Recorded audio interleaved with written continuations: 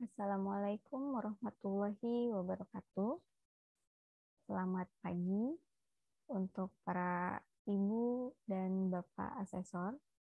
Baik, perkenalkan, nama saya Afini Nur Azima Arfa, MPD, dosen program studi teknik informatika Universitas Indraprasta PGRI.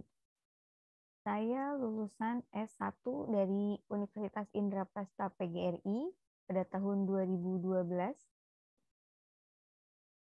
Kemudian S2 untuk Master Pendidikan MIPA di Universitas Indraprasta PGRI pada tahun 2015.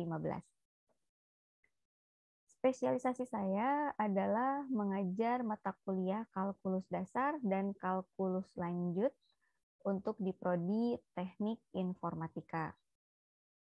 Pengalaman bekerja saya di luar profesi yaitu mengajar les matematika.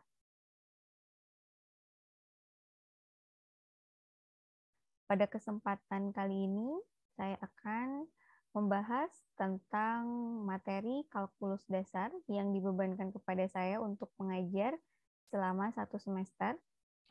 Mata kuliah kalkulus dasar dibebankan dengan 2 SKS, di mana saya mendapatkan 7 kelas untuk mengajar pada semester kali ini, yaitu untuk kelas R1G, X1K, X1I, R1D, R1E, R1F, dan R1H.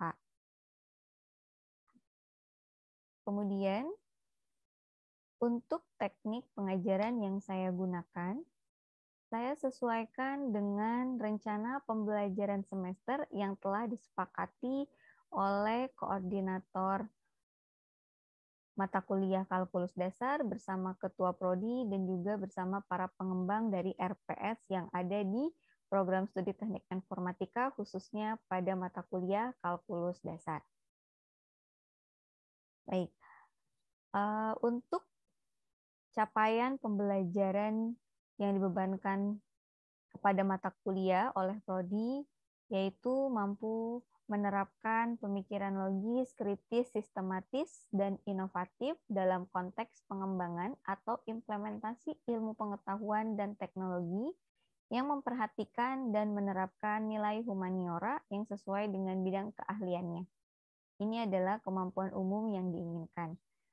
Kemudian mampu mengambil keputusan secara tepat dalam konteks penyelesaian masalah di bidang keahliannya berdasarkan hasil analisis informasi dan data. Mampu menganalisa, merancang, serta mengevaluasi perangkat lunak dalam berbagai area atau bidang. Ini adalah kemampuan khusus. Dan untuk pengetahuannya, mampu memodelkan dan menganalisis sistem komputasi.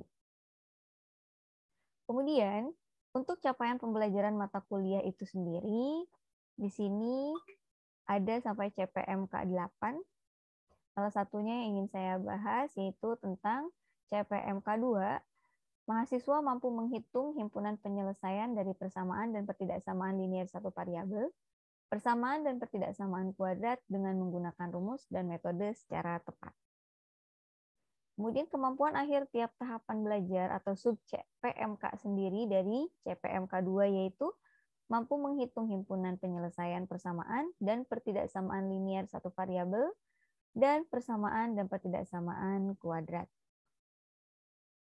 Jadi ketika saya mengajar mata kuliah kalkulus dasar di depan mahasiswa, saya akan menyampaikan dulu CPMK untuk prodi, CPMK mata kuliah sendiri, dan sub CPMK-nya, agar mahasiswa tahu tujuan kita mempelajari mata kuliah tersebut. Oke. Deskripsi dari mata kuliah kalkulus dasar sendiri yaitu membahas tentang konsep dasar matematika, baik dari segi perhitungan, pembuktian, menghitung, mengimplementasikan matematika dalam kehidupan sehari-hari.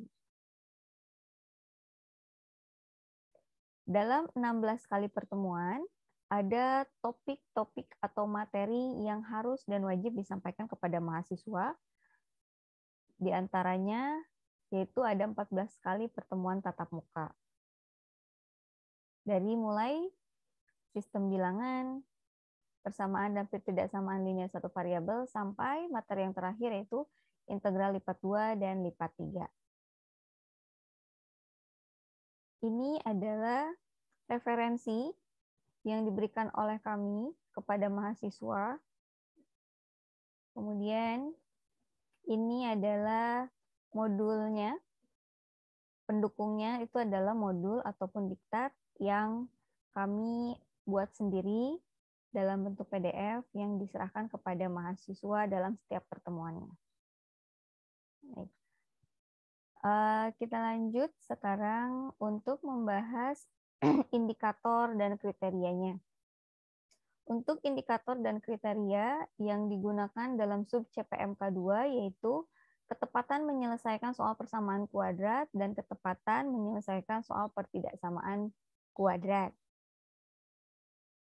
Kemudian untuk bentuk pembelajarannya, ketika kondisi daring, itu biasanya kami kuliah tatap muka, kemudian diadakannya diskusi dua arah antara dosen beserta mahasiswa, kemudian kami mengadakan latihan dan pemberian tugas.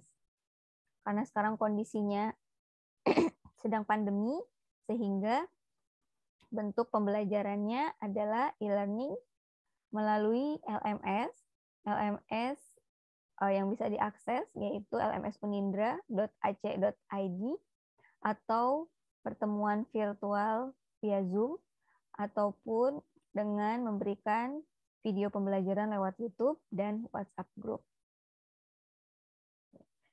Jadi dari pertemuan 1 sampai pertemuan 16, setiap pembelajaran yang kami lakukan kami sesuaikan dengan RPS yang telah disepakati bersama.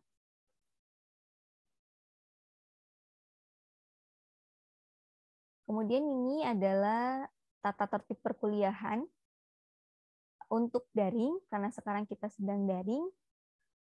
Hadir paling lambat 15 menit di perkuliahan sinkronus, yaitu biasanya sebelum Zoom dimulai, itu saya sudah mengarahkan mahasiswa agar sudah masuk di Zoom.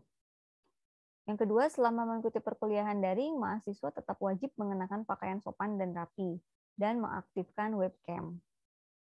Kemudian, yang ketiga, materi perkuliahan dan kegiatan sudah tersedia di LMS, sehingga mahasiswa bisa mengakses kapanpun dan dimanapun mereka bisa.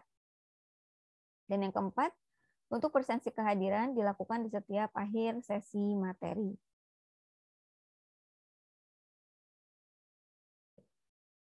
Untuk penilaian dan kriteria penilaian, ini biasanya saya bahas kepada mahasiswa ketika di pertemuan pertama dalam kontrak perkuliahan, agar terjadi transparasi antara saya dengan mahasiswa dalam penilaiannya.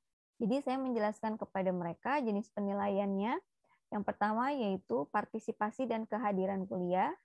Yang kedua tugas terstruktur. Yang ketiga UTS. Yang keempat UAS atau UPM. Kemudian tabel bobot penilaiannya di sini bisa diakses di website Unindra, buku panduan Unindra halaman 24. Untuk partisipasi dan kehadiran kuliah, ini tidak termasuk penilaian dalam bentuk angka, tetapi ini adalah sebagai bentuk prasyarat untuk mengikuti ujian akhir semester atau ujian pengendalian mutu, di mana kehadiran mahasiswa itu harus memenuhi 80% agar bisa mengikuti UAS. Untuk tugas terstruktur, itu akan diambil nilai 20%, untuk UTS akan diambil nilai 30%, dan untuk UAS atau UPM akan diambil nilai 50%.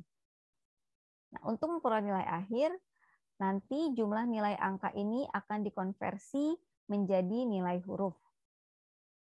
Baik, kriteria penilaian untuk konversinya juga sudah tertera di website Unindra, terdapat di buku panduan Unindra halaman 24. Ini adalah skala huruf, bobot, dan nilai ujian yang digunakan di Unindra khususnya di Prodi Teknik Informatika untuk mata kuliah kalkulus dasar. Baik, mungkin itu saja untuk Bapak dan Ibu asesor yang bisa saya sampaikan sedikit tentang deskripsi diri singkat saya dan tentang pembahasan RPS mata kuliah kalkulus dasar. Saya mohon maaf jika masih banyak salah penyampaian katanya. Semoga penyampaian saya ini bisa memberikan titik terang kepada para asesor untuk memberikan nilai kepada saya. Terima kasih, saya cukupkan. Assalamualaikum warahmatullahi wabarakatuh.